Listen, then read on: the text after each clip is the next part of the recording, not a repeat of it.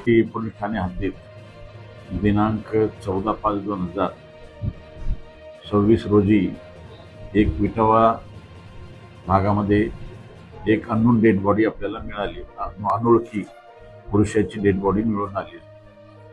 सदरच्या बॉडीची ओळख पटवण्यासाठी आपण भरपूर प्रयत्न केले, परंतु लवकर काही ओळख पटली नाही.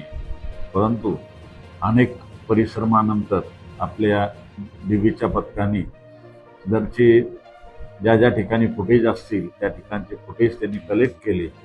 त्यानंतर फुटेजच्या अनुषंगाने ज्या मोटरसायकलवर जी त्या ठिकाणाहून किती दुपारची 12:30 ते 2च्या दरम्यानची घटना आहे, जेवढ्या त्या ठिकाणी गाड्या वगैरे गेल्या त्या सर्व चेक केल्या.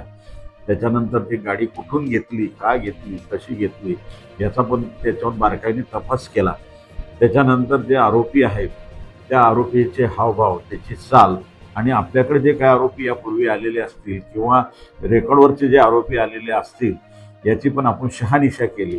त्यावरून आपल्याला थोडीफार माहिती मिळाली.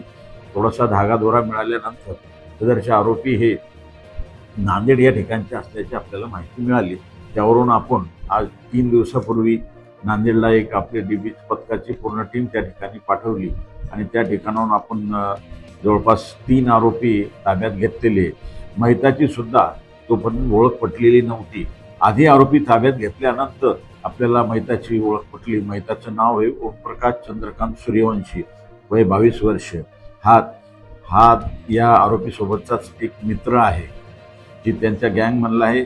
आरोपी आणि मयत हे दोन्ही सरासरी गुन्हेगार वृत्तीचेच आहेत. त्यांच्यावर पूर्वीचे गुन्हे सुद्धा आहेत. तर सांगायचं तात्पर्य यांचा आपसात किरकोळ कारणावरून या आरोपी त्यांनी त्यांचा मर्डर केलेला होता. त्याच्यात आता आज रोजी आपण त्यांना ताब्यात घेतलेलं आहे.